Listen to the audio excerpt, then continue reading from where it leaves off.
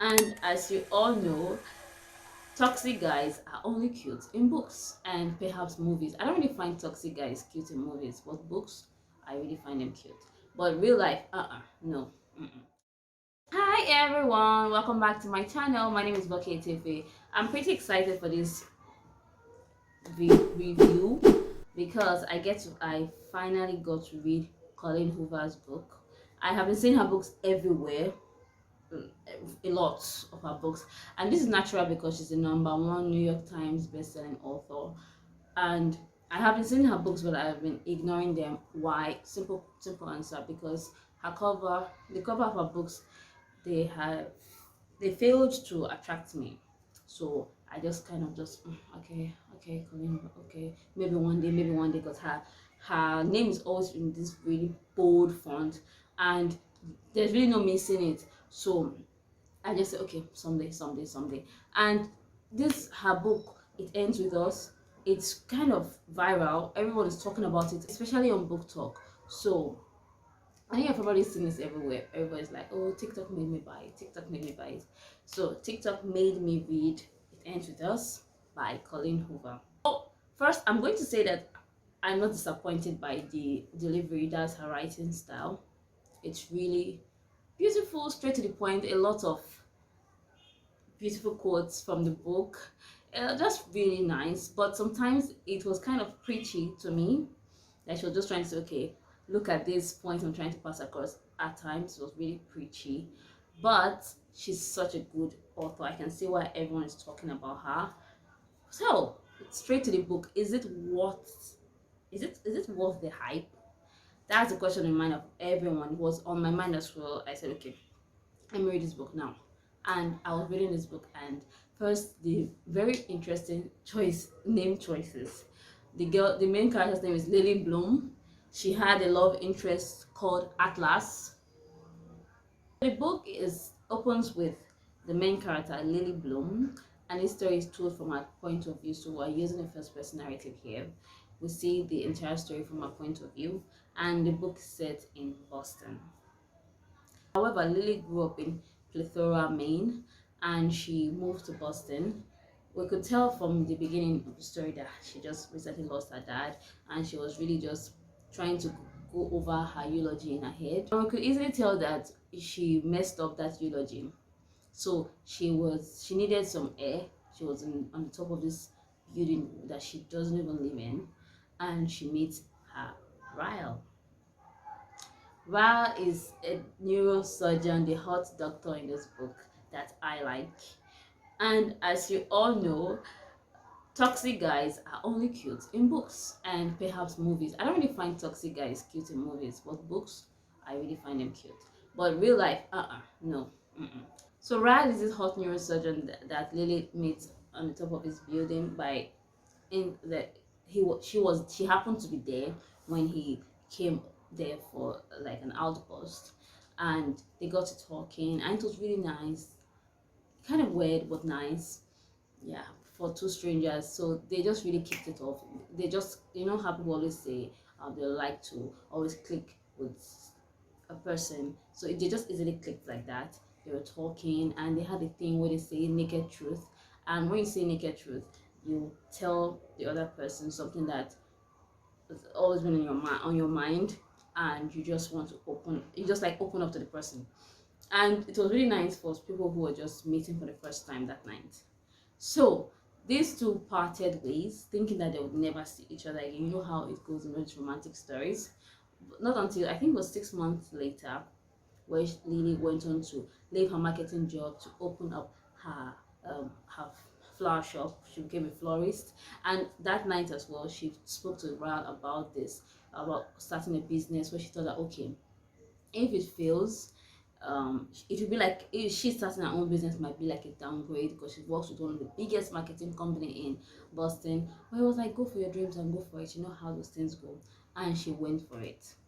By chance, she met Ryle's sister, Alisa. Alisa and Marshall served as comic relief in this book. I enjoyed their dialogue a lot. They were such a cute couple and really funny. So I always look forward to scenes where these two are present.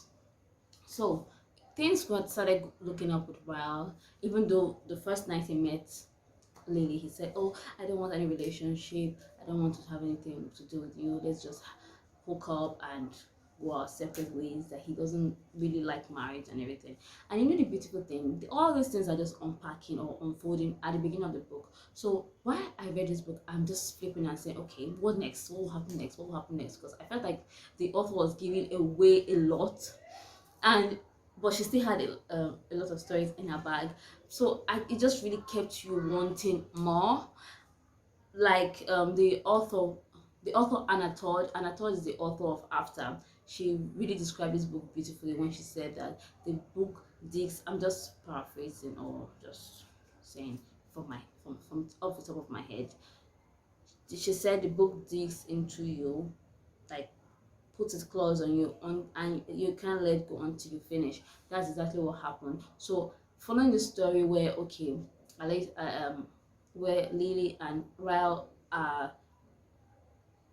had this amazing where Lily and Ryle had this amazing conversation, then they parted ways. Next thing, she met his sister who is really rich, but she wants to work in this her shop.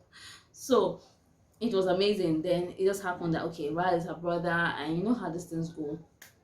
And they met again, and they decided to try. What was the word they used again for that? Was it test run or something like that?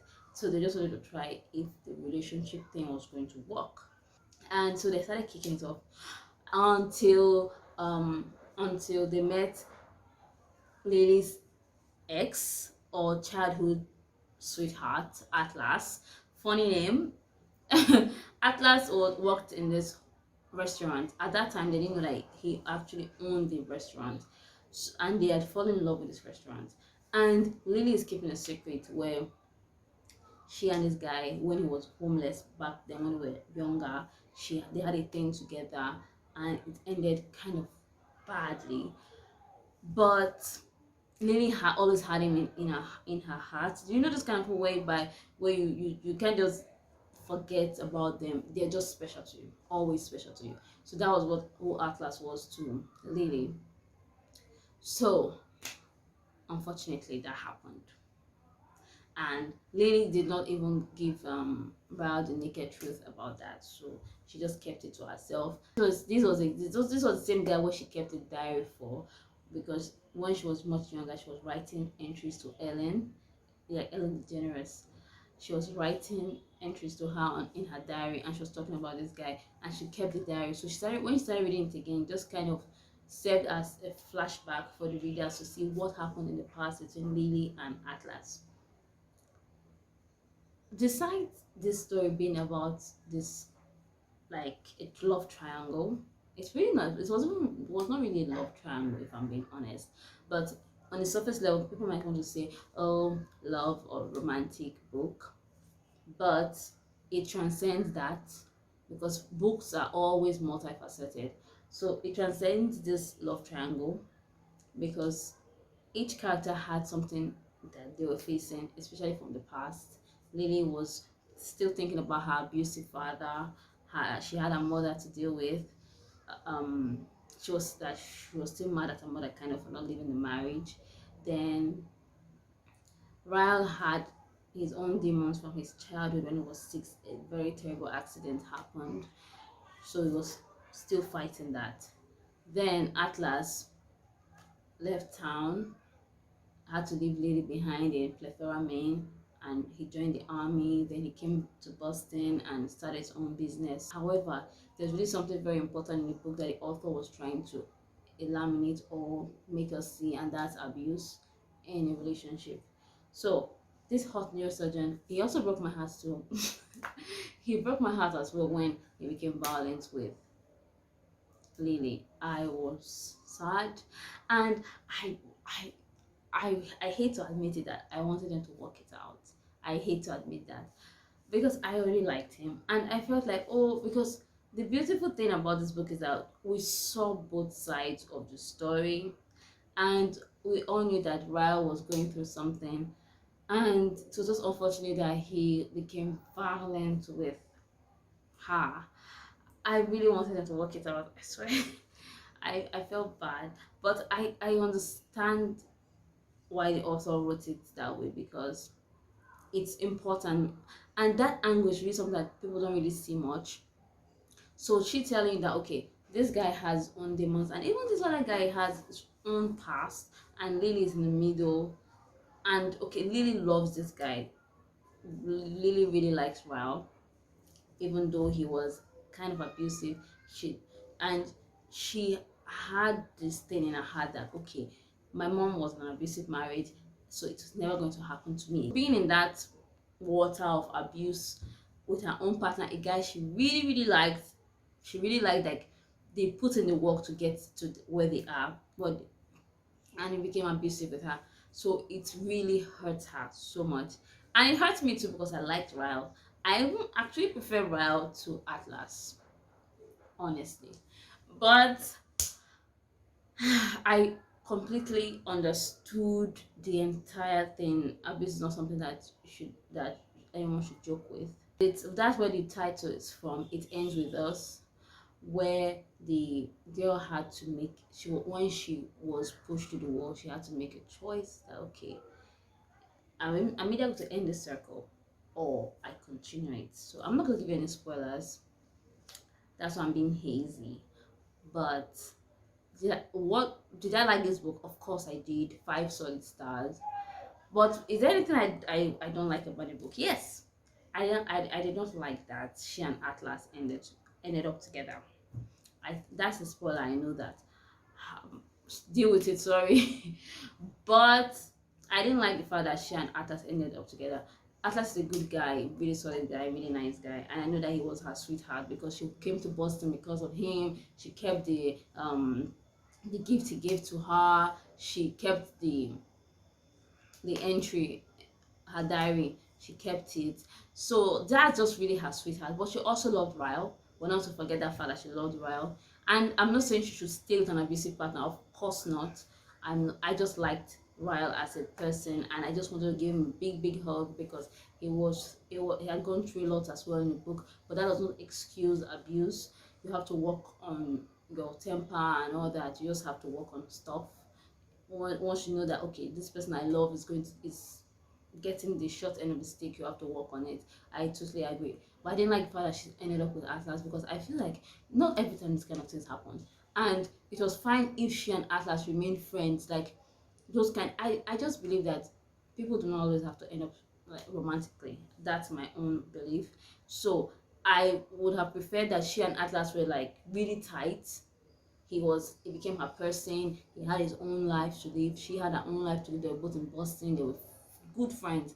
I just like people to know that males and females can remain friends without any strings attached. That's what I would have loved to see that at the end of the book. But you know how these things are, romantic stuff. But is TikTok or book talk wrong? No. Colleen Hoover is definitely who they say she is. The story is so beautiful, so beautiful, and there are a lot of themes. The number one theme is that, like I've said earlier, abuse. Bringing this book to the Nigerian setting, this is a girl that, okay, saw her mother in an abusive relationship, and it even transcended emotional abuse and physical abuse. It also entailed molestation. So the father would try to molest the mother as well. And this is a really hazy topic that people always say, oh, how can your husband molest you and all that. So it's kind of hazy when people talk about these things, but these things are real. And I like that Colleen Hoover addressed them in her book. So bringing it to African society, this is a story that we know all too well, too well. So this kind of abuse happens, and maybe the son or the daughter is watching. So it kind of traumatizes the child. Not, what am I saying, kind of, it traumatizes the child. So it falls on the next person, that is the child now, to break the cycle. It's either you're going to allow this thing to take over you and you see it as the norm, or you say, okay, this is not for me, and you consciously try to make a decision for that circle not to happen again. So that abuse is something that runs really deep, and trying to break that cycle is really not easy. So we saw how Lily struggled to become better, to actually say, okay, yes, I love him. But there's a quote I love so much in this book that was like my favorite quote. There are a lot of quotes in the book that I liked, but for this abuse part, the quote that really stood out was when she said, "And as hard as this choice is, we break the pattern before the pattern breaks us." This is my favorite quote from this book. It ends with us because it not only does it even talk about the abuse, it's also touched on different parts of our life. I'll take it again. And as hard as this choice is, we break the pattern before the pattern breaks us. Then another quote that really outlined that thing about abuse is, "People spend so much time wondering why the women don't leave. Where are all the people who wonder why the men are even abusive?" And I am actually guilty of this because I'm like, oh, why does she should leave, those kind of things. And people never ask or wonder, okay, why is this person abusive in the first place? No, it's always the abuser. Oh, speak up, speak up. Everyone always puts this pressure on the abused person that, okay, you should leave, you should speak up, don't allow him mistreat you. But nobody's talking about how, okay, you in the first place do not do it in the first place. So when I read that part, I smiled because I'm like, oh yeah, I'm guilty of this as well. Also, I like to bring this into the Nigerian setting because that's the society I am in. So trauma and needing help is something that is important as well, and always consciously trying to get better for yourself is what is really, really important. Like, see how Ryle, his life just because of one moment, that when he was just a kid, that's when that moment happened. And I was so sad reading that part of the book. So not allowing our trauma to define us. I know it's kind of tough to even say that in the first place because we all have our demons that we're fighting one way or the other, but we don't have to allow it to consume us or eat us up. And there's this quote that I also like from this book that really enunciates my point. It says, "No one is exclusively bad, nor is anyone exclusively good. Some are just forced to work harder at suppressing the bad."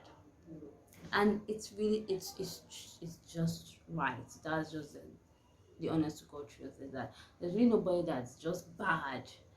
We all have to consciously, because they say the heart of man is desperately wicked. We are all wicked.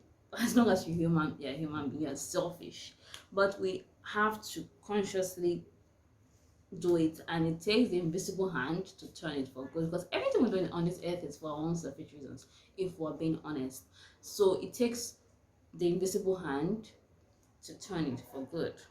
So that's basically what it's about. What other thing is that friendship. I love the friendship between Alisa and Lily. It was really beautiful, really, really beautiful. Then what else? Yeah, the real major thing is that abuse part, and I love how it was really touched. Although the author in her author's notes also said that this is not like the blueprint for on how to handle it, but this is also a pattern that works. Yes, you can love the person who abused you genuinely, and the person who won't abuse you might love you genuinely as well. But you have to make conscious effort, because there are people who are also involved, especially when there are children involved. You have to just step back and say, okay, I'm not the only one involved here. There are other people who are involved, so you have to make the right decision, not the best decision or a good decision. You just have to make the right decision, and that's it. So yeah, 5 stars for It Ends With Us. I really like the title of the book, if I'm going to say that as well. It Ends With Us. It's a beautiful book, and I'm glad that I read it. And with that, I welcome myself to the Colleen Hoover's universe. I don't know if that's a thing, but yeah, I'm sticking with it. Until next time, do take good care of yourself, and do not forget, I forgot to say it myself. Don't forget to like, share, and subscribe to my channel. Thank you so much to my returning subscribers. Thank you so much to my new subscriber. Thank you so much to you who watched this video till the end. Thank you. So goodbye. Take care.